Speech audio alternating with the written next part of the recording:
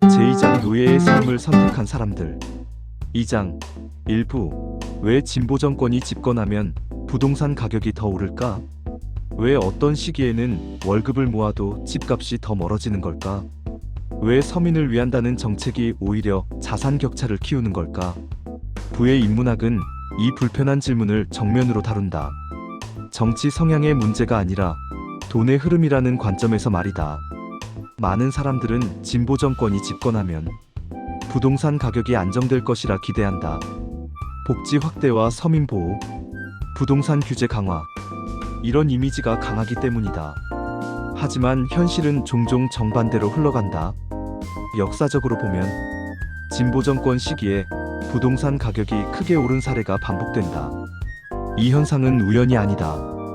그 출발점은 재정 지출 확대 정책이다. 진보 정권은 사회적 약자를 보호하기 위해 정부 지출을 늘리는 경향이 있다. 복지 예산 확대, 공공 일자리 증가, 각종 지원금과 보조금, 이 모든 것은 재정 지출 확대라는 하나의 흐름으로 이어진다. 문제는 돈이 어디서 나오느냐이다. 세금만으로 감당이 되지 않으면 국가는 국채를 발행하거나 중앙은행을 통해 화폐를 늘리게 된다. 화폐를 늘린다는 것은 시장에 돈이 많아진다는 뜻이다. 처음에는 체감이 되지 않는다. 경기가 살아나는 것처럼 보인다. 소비가 늘고 자영업 매출이 오르고 일자리가 늘어나는 듯한 착시가 생긴다. 하지만 이 과정의 다음 단계는 피할 수 없다. 바로 인플레이션이다. 돈의 양이 늘어나면 돈의 가치는 떨어진다. 같은 돈으로 살 수 있는 물건의 양이 줄어든다. 이것이 물가 상승이다. 여기서 중요한 질문이 나온다. 모든 자산의 가격이 똑같이 오를까? 정답은 아니다. 인플레이션이 오면 가장 먼저 반응하는 자산이 있다. 바로 부동산이다. 부동산은 한정된 자산이다. 땅은 갑자기 늘어나지 않는다.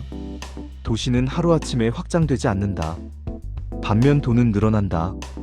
돈이 많아지면 사람들은 가치가 떨어질 화폐 대신 실물 자산을 찾기 시작한다. 그 대표적인 선택지가 집이다. 집은 거주 수단이자 가치 저장 수단이다. 인플레이션 시기에 현금을 들고 있는 것보다 부동산을 보유하는 것이 유리하다고 느낀다. 이 심리가 수요를 폭발시킨다. 여기에 또 하나의 요인이 더해진다. 바로 규제다. 진보 정권은 부동산 가격을 잡기 위해 대출 규제, 세금 강화, 거래 제한 같은 정책을 내놓는다. 의도는 좋다. 하지만 결과는 복잡하다. 규제가 강해질수록 새로운 공급은 줄어든다. 건설사는 분양을 미루고 다주택자는 매도를 망설인다. 시장에 나오는 집이 줄어든다. 수요는 인플레이션으로 늘어나고 공급은 규제로 막힌다. 이 구조에서 가격이 오르지 않는 것이 오히려 이상하다. 부의 인문학은 말한다. 정책의 선의와 시장의 결과는 반드시 일치하지 않는다고. 왜 진보 정권 때 부동산 가격이 더 많이 오르는가? 그 이유는 간단하다. 돈은 늘어나고 갈 곳은 제한되어 있으며 사람들은 가장 안전하다고 느끼는 곳으로 이동한다. 그곳이 바로 부동산이다. 여기서 중요한 점은 정권을 비판하거나 옹호하는 것이 아니다. 돈의 흐름을 이해하는 것이다. 정책은 정치의 영역이지만 자산 가격은 경제의 논리로 움직인다. 재정 지출 확대, 화폐 증가, 인플레이션, 실물 자산 선호. 이 흐름은 어느 나라 어느 시대에도 반복되어 왔다. 투자자는 이 흐름을 감정이 아니라 구조로 봐야 한다. 집값이 오를 때 탐욕에 휘둘릴 필요도 없고 내릴 때 공포에 빠질 필요도 없다. 중요한 것은 지금 돈이 늘어나고 있는지 아니면 줄어들고 있는지를 보는 것이다. 부의 인문학은 이 장에서 우리에게 한 가지를 분명히 알려준다. 부동산 가격은 정권의 말이 아니라 화폐의 방향을 따라간다는 사실이다. 이 흐름을 이해한 사람은 뉴스에 흔들리지 않는다. 정책 발표에 과도하게 반응하지 않는다. 대신 큰 그림을 본다. 돈은 어디로 가고 있는가?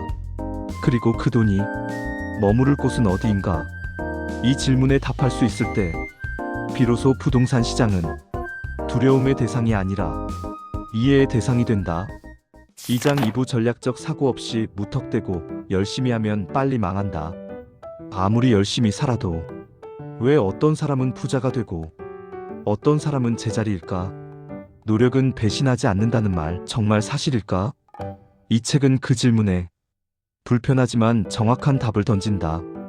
부는 성실함의 보상이 아니라 구조와 전략의 결과라고 말한다. 오늘은 부의 인문학 2장 2부의 핵심을 이야기해 보려 한다. 무턱대고 열심히 하면 오히려 빨리 망할 수 있다는 이야기. 재능과 노력보다 더 중요한 줄서기의 의미. 돈이 흐르는 산업은 이미 정해져 있다는 현실. 그리고 전략을 만드는 경쟁의 기준. 이 내용을 이해하면 왜 어떤 사람은 같은 시간에도 전혀 다른 결과를 얻는지 보이기 시작한다. 먼저 가장 불편한 진실부터 보자. 전략 없이 열심히 하는 사람은 열차 없이 뛰는 사람과 같다. 땀은 흐르지만 목적지는 보이지 않는다. 대부분의 사람은 왜 이 일을 하는지 생각하지 않는다. 남들이 열심히 하니까 나도 열심히 한다. 하지만 시장은 노력의 양을 보지 않는다. 어디에 노력을 쓰는지만 본다. 잘못된 방향에서의 성실함은 속도를 높일수록 파멸을 앞당긴다. 가난한 사람일수록 일에 감정을 쏟는다. 부자는 일의 구조를 만든다. 누가 결정권을 갖고 있는지, 누가 이익을 가져가는지, 누가 대체 가능한지, 이 질문을 하지 않는 순간 당신의 노력은 타인의 불을 키우는 연료가 된다. 그래서 이 책은 말한다. 열심히 하기 전에 어디에서 열심히 할지를 먼저 정하라고. 두 번째 주제는 많은 사람들이 인정하고 싶어 하지 않는 현실이다. 재능과 노력보다 줄서기가 더 중요하다. 여기서 줄서기란 아부가 아니다. 권력과 자본과 정보가 어디에 모여 있는지를 정확히 파악하는 능력이다. 아무리 능력이 뛰어나도 시장의 중심이 아닌 곳에 서 있으면 빛을 보기 어렵다. 반대로 능력이 평균이라도 핵심 라인에 서 있으면 기회는 반복해서 온다. 회사도 마찬가지다. 실무를 아무리 잘해도 결정권자와 연결되지 않으면 한계는 명확하다. 부자는 사람을 통해 기회를 본다. 가난한 사람은 기술만으로 승부하려 한다. 이 차이는 시간이 지날수록 격차로 벌어진다. 세 번째는 전략을 형성하는 5가지 경쟁 요소다. 첫째는 산업의 매력이다. 아무리 뛰어나도 돈이 안 되는 산업에서는 큰 부를 만들기 어렵다. 둘째는 진입장벽이다. 누구나 쉽게 들어올 수 있는 시장은 가격 경쟁으로 무너진다. 셋째는 대체 가능성이다. 당신이 없어도 바로 다른 사람으로 대체된다면 협상력은 없다. 넷째는 구매자의 힘이다. 고객이 왕인 시장인지 판매자가 주도권을 가진 시장인지에 따라 수익 구조는 완전히 달라진다.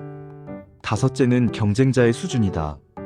경쟁이 치열할수록 이익은 얇아진다. 이 5가지를 보지 않고 열정만으로 뛰어드는 것은 전투 계획 없이 전쟁터에 나가는 것과 같다. 마지막으로 가장 중요한 이야기다. 돈이 되는 산업은 이미 정해져 있다. 미래에 뜰 것이라는 말에 현혹되지 말아야 한다. 진짜 돈은 이미 규모가 형성된 곳에서 흐르고 있다. 금융, 플랫폼, 에너지, 정보, 시스템. 이 산업들의 공통점은 개인이 아닌 구조가 돈을 번다는 것이다. 시간을 파는 노동이 아니라 시스템이 수익을 만드는 구조. 부자는 이 구조 안으로 어떻게 들어갈지를 고민한다. 가난한 사람은 오늘 할 일을 고민한다. 이 차이가 인생의 방향을 바꾼다. 이 장을 읽으며 느낀 것은 분명하다. 부는 운도 아니고 근성의 결과도 아니다. 생각의 깊이와 선택의 차이다. 나는 이제 더 열심히 살기보다 더 정확하게 선택하려 한다. 그게 이 책이 나에게 준 가장 큰 변화다. 2장 3부 지옥으로 가는 길은 선의로 포장되어 있다. 우리는 좋은 마음으로 선택했다고 믿는다. 옳은 일을 하고 있다고 확신한다. 하지만 시간이 지나 돌아보면 그 선택이 나를 더 깊은 곳으로 끌고 간 경우가 많다. 왜 그런 일이 반복될까? 이 장은 그 질문에서 시작한다. 지옥으로 가는 길은 언제나 선의로 포장되어 있다는 말로 누군가를 위한다고, 모두를 위해서라고, 착한 선택이라고 믿었던 결정들이 왜 사람들을 가난과 불안으로 몰아넣는지, 그 구조를 이해하지 못하면 우리는 계속 같은 선택을 반복한다. 지금 우리 사회에서 벌어지는 많은 일들은 겉으로 보기에는 정의롭다, 공평해 보인다, 도덕적으로 옳아 보인다. 하지만 그 결과는 다르다. 열심히 일하면 언젠가 보상받을 것이라는 말, 모두에게 기회를 주면 공정해진다는 믿음, 가진 사람이 조금만 양보하면 세상이 좋아질 것이라는 주장. 이 말들은 모두 선해 보인다. 그러나 시장은 선의로 움직이지 않는다. 경제는 감정이 아니라 구조로 작동한다. 이 사실을 외면한 채 좋은 말만 반복할수록 현실은 더 지옥에 가까워진다. 지금 우리 안에서 벌어지는 지옥 같은 일들은 갑자기 생긴 것이 아니다. 조금씩 쌓인 선택의 결과다. 노동의 가치를 보호한다는 명목으로 성과와 보상의 차이를 없앤다. 약자를 보호한다는 이유로 경쟁의 기준을 흐린다. 모두를 살리겠다는 목표로 효율을 희생한다. 그 순간에는 따뜻해 보인다. 하지만 시간이 지나면 아무도 책임지지 않는 구조가 남는다. 책임이 사라진 사회에서는 결과도 사라진다. 열심히 해도 달라지지 않는 현실, 아무리 노력해도 제자리인 삶. 이때 사람들은 분노한다. 세상이 잘못되었다고 말한다. 하지만 문제는 세상이 아니라 잘못 설계된 시스템이다. 부는 감정이 아니라 흐름이다. 흐름에는 반드시 시작점이 있다. 이 장의 가장 중요한 문장은 이것이다. 누군가는 먼저 부자가 되어야 한다. 이 말은 차갑게 들린다. 이기적으로 느껴진다. 하지만 현실은 그렇다. 모두가 동시에 부자가 되는 구조는 존재하지 않는다. 먼저 축적이 일어나야 그 다음에 분배가 가능하다. 성과가 생기기 전에 나눔은 지속될 수 없다. 부자가 존재하지 않는 사회는 평등한 사회가 아니라 가난이 평준화된 사회다. 이 사실을 인정하지 않으면 아무것도 시작되지 않는다. 먼저 성공한 사람을 비난의 대상으로 삼는 순간 그 사회는 성장의 동력을 잃는다. 부자를 적으로 만드는 문화는 결국 부가 사라지는 결과로 이어진다. 책은 말한다. 부자가 되지 못한 것이 문제는 아니다. 부자가 되는 과정을 막는 것이 문제다. 지금 우리 사회는 성공을 견디지 못한다. 누군가 앞서 나가면 끌어내리려 한다. 차이를 인정하지 않고 결과를 부정한다. 그 결과 도전은 사라지고 안전한 선택만 남는다. 선의로 포장된 정책, 선의로 포장된 주장, 선의로 포장된 말들. 그 끝에 남는 것은 아무도 책임지지 않는 가난이다. 이 장은 우리에게 묻는다. 정말 선한 선택이었는가? 아니면 책임을 회피한 선택이었는가? 불편하지만 이 질문을 피하면 우리는 계속 지옥 같은 현실을 반복하게 된다. 이 부분을 읽으며 나는 생각이 달라졌다. 착한 말보다 작동하는 구조가 더 중요하다는 것. 이제 나는 좋아 보이는 선택보다 결과를 만드는 선택을 하려 한다. 2장 사부 시장은 도덕적 기준으로 보상하지 않는다. 우리는 종종 이런 생각을 한다. 착하게 살면 보상받을 것이라고, 성실하면 언젠가는 나아질 것이라고. 하지만 현실은 다르다. 시장에서는 착함도 성실함도 보상의 기준이 아니다. 이 장은 그 불편한 진실을 정면으로 말한다. 시장은 도덕적 기준으로 보상하지 않는다. 이 말을 이해하지 못하면 평생 노력해도 같은 자리에 머무를 수 있다. 많은 사람들이 시장을 하나의 도덕 시험장처럼 생각한다. 열심히 하면, 정직하면, 남을 배려하면 좋은 결과가 올 것이라 믿는다. 하지만 시장은 의도를 보지 않는다. 결과만 본다. 얼마나 가치를 만들어냈는지, 얼마나 많은 사람의 선택을 받았는지, 얼마나 효율적인 구조를 만들었는지, 이것만 본다. 그래서 착하지만 가난한 사람이 생기고 냉정하지만 부유한 사람이 생긴다. 이것은 옳고 그름의 문제가 아니다. 작동 원리의 문제다. 시장 경제에 도덕적 잣대를 들이대는 순간 판단은 흐려진다. 부자가 나쁘다고 말하고 돈을 많이 버는 구조를 의심한다. 그 결과 사람들은 돈을 벌 생각보다 비난을 피할 방법을 먼저 찾는다. 이 사회에서 성공하면 반드시 설명해야 한다. 왜 그렇게 벌었는지, 누군가를 희생시킨 건 아닌지, 도덕적으로 문제는 없는지. 이 질문 자체가 성공을 죄처럼 만든다. 그러나 시장은 묻지 않는다. 너의 동기가 선했는지, 마음이 따뜻했는지. 시장은 오직 하나만 묻는다. 그래서 사람들이 선택했는지. 이 기준을 받아들이지 못하면 사람은 점점 시장 바깥으로 밀려난다. 그리고 그 빈자리를 구조가 채운다. 대기업, 플랫폼, 자본. 이 장에서 가장 중요한 질문은 이것이다. 왜 사람들은 노예의 길을 선택하는가? 노예란 누군가에게 묶여있는 사람을 말하지 않는다. 선택권을 포기한 사람을 말한다. 안정이라는 이름으로 자유를 내려놓고 도덕이라는 이름으로 부를 경계한다. 위험을 감수하지 않으면서 결과는 바란다. 이것이 노예의 길이다. 사람들은 말한다. 나는 욕심이 없다. 돈보다 가치가 중요하다. 적당히 살면 된다. 이 말들은 모두 아주 그럴듯하다. 하지만 그 속에는 하나의 공통점이 있다. 책임을 지지 않겠다는 선언이다. 시장은 책임지는 사람에게만 보상을 준다. 결정을 내리고 그 결과를 감당한 사람에게만 기회를 준다. 노예의 길을 선택한 사람은 결정을 미룬다. 판단을 남에게 맡긴다. 시스템에 맡긴다. 회사에 맡긴다. 국가에 맡긴다. 그 대신 안정을 얻는다. 하지만 그 안정은 언제든 사라질 수 있다. 그리고 사라지는 순간 아무것도 남지 않는다. 이 장은 사람들을 냉정하게 깨운다. 시장은 선하지도 악하지도 않다. 그저 작동할 뿐이다. 그 원리를 인정하지 않으면 평생 피해자 의식 속에서 살게 된다. 모든 실패는 구조 탓이 되고 모든 성공은 운이 된다. 이 생각이 굳어지는 순간 사람은 스스로를 묶어버린다. 이것이 노예의 진짜 모습이다. 책은 말한다. 도덕은 개인의 영역이다.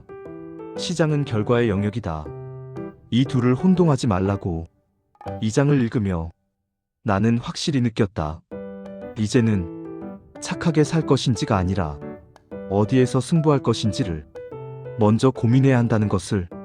나는 더 이상 시장을 원망하지 않기로 했다. 대신 시장 안에서 내 선택에 책임지는 삶을 살아보려 한다. 이 장 오부 도시를 파괴하는 것은 폭격이 아니라 임대료 통제 정책이다. 도시는 어떻게 무너질까? 폭격 때문일까? 전쟁 때문일까? 이 장은 전혀 다른 답을 내놓는다. 도시를 파괴하는 것은 총도 아니고 폭탄도 아니다. 임대료 통제 정책이다. 처음 이 말을 들으면 고개가 갸웃해진다. 집값을 잡기 위한 정책이 어떻게 도시를 파괴할 수 있을까? 선의로 시작한 정책이 어째서 가장 잔인한 결과를 만드는지. 이 장은 그 과정을 차분히 보여준다. 임대료 통제 정책은 언제나 좋은 의도로 시작된다. 집값이 너무 오르니 서민을 보호하자는 명분, 주거 안정을 위한 정책. 듣기에는 완벽하다. 하지만 시장은 의도가 아니라 반응으로 움직인다. 임대료를 인위적으로 묶는 순간 집주인의 선택은 달라진다. 집을 고칠 이유가 사라진다. 투자를 할 이유가 사라진다. 새로운 공급을 만들 이유가 사라진다. 결과는 단순하다. 낡은 집은 더 낡아지고 새 집은 줄어들며 주거 환경은 급격히 악화된다. 겉으로는 임대료가 안정된 것처럼 보이지만 실제로는 선택지가 사라진다. 이때 피해를 보는 사람은 아이러니하게도 보호받아야 할 사람들이다. 집을 구할 수 없는 사람, 선택권이 없는 사람, 불법과 편법을 감수해야 하는 사람. 정책은 가격만 묶었을 뿐인데 삶 전체가 묶여버린다. 이장은 말한다. 임대료 통제 정책은 도시의 혈관을 막는 일이라고. 피가 돌지 않으면 몸은 서서히 썩는다. 도시도 마찬가지다. 사람이 떠나고 자본이 빠져나가고 시설은 노후화된다.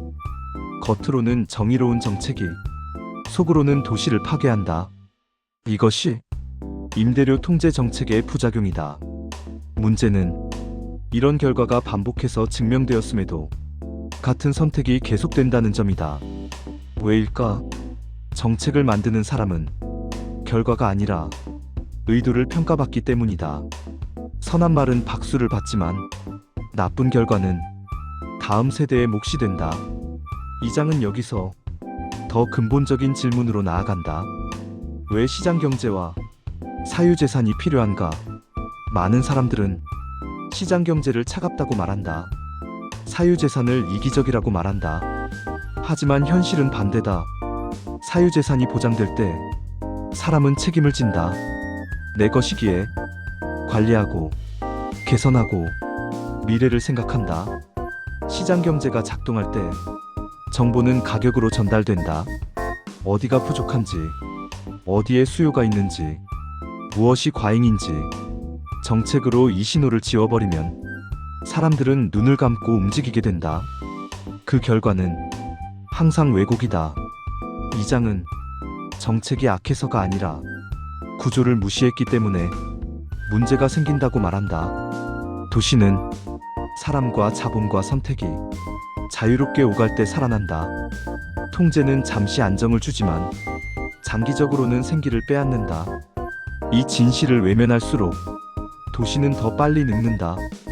가난을 줄이기 위해 만든 정책이 가난을 고착시키는 이유가 바로 여기에 있다. 이 장을 읽으며 나는 생각이 정리되었다. 선의만으로는 세상을 바꿀 수 없다는 것. 이제 나는 좋은 의도보다 작동하는 구조를 더 신뢰하려 한다. 2장 육부 경제민주화는 경제 침체를 가져오는 첩경이다. 우리는 종종 이런 말을 듣는다. 경제는 공평해야 한다. 부자는 나쁘고 차이는 불이다. 이 말은 따뜻하게 들린다. 정의로워 보인다. 그래서 사람들은 쉽게 고개를 끄덕인다. 하지만 이 장은 그 고개 끄덕임이 어디로 향하는지를 묻는다. 경제민주화는 정말 우리를 더 잘 살게 만들었을까? 아니면 서서히 숨을 조이는 선택이었을까? 이 장은 경제민주화가 경제 침체로 가는 가장 빠른 길이라고 말한다. 경제민주화란 무엇일까? 표면적으로는 공정한 분배, 약자 보호, 권력 견제라는 좋은 말들로 포장된다. 하지만 실제로는 경제의 결과를 정치가 통제하겠다는 선언이다. 문제는 정치는 결과를 만들지 못한다는 데 있다. 정치는 표를 만든다. 경제는 가치를 만든다. 이 둘을 혼동하는 순간 시장은 멈추기 시작한다. 경제민주화 정책이 강해질수록 기업은 투자를 미룬다. 자본은 떠난다. 일자리는 줄어든다. 그 결과 모두를 보호하겠다는 정책이 모두를 가난하게 만든다. 이 장은 묻는다. 왜 정치인은 이런 결과를 알면서도 같은 선택을 반복할까? 그 이유는 단순하다. 정치인은 인플레이션을 선택하기 때문이다. 인플레이션은 눈에 잘 보이지 않는 세금이다. 세금을 올리면 사람들은 분노한다. 하지만 돈의 가치를 낮추면 사람들은 원인을 정확히 느끼지 못한다. 정치인은 지출을 줄이는 대신 돈을 찍어낸다. 당장은 고통이 늦춰진다. 문제는 다음으로 미뤄진다. 그리고 그 다음은 언제나 국민의 몫이다. 물가는 오르고 저축의 가치는 줄어들고 노동의 대가는 깎인다. 가장 큰 피해자는 항상 중산층과 서민이다. 이 장은 인플레이션이 무능의 선택이 아니라 정치적 계산의 결과라고 말한다. 또 하나의 중요한 축은 노동조합이다. 노동조합은 원래 노동자를 보호하기 위해 만들어졌다. 하지만 시간이 흐르며 다른 모습으로 변한다. 권리가 특권이 되고 보호가 독점이 된다. 일부 노동조합은 시장과 싸우기 시작한다. 성과와 무관한 보상, 경쟁을 막는 장벽, 외부 진입을 차단하는 구조. 이 순간 노동조합은 노동자를 보호하는 조직이 아니라 사회를 위협하는 집단이 된다. 기업은 움직일 수 없고 산업은 늙어간다. 새로운 일자리는 생기지 않고 기존 일자리만 지키는 싸움이 된다. 이장은 분명히 말한다. 특권을 지키는 구조는 언젠가 모두를 무너뜨린다. 경제민주화라는 이름 아래 정치와 조직이 시장 위에 서는 순간 성장은 멈춘다. 모두가 공평해지는 것이 아니라 모두가 가난해진다. 이것이 경제민주화가 경제 침체를 가져오는 이유다. 시장은 불완전하다. 하지만 스스로 조정한다. 정치는 빠르지만 한번 잘못되면 되돌리기 어렵다. 이장은 차가운 현실을 말한다. 분배는 결과다. 성장은 원인이다. 원인을 무시한 분배는 언제나 파괴로 끝난다. 이 부분을 읽으며 나는 확실히 느꼈다. 공정해 보이는 말보다 작동하는 시스템이 더 중요하다는 것. 이제 나는 정의로운 구호보다 지속되는 성장을 더 신뢰하려 한다.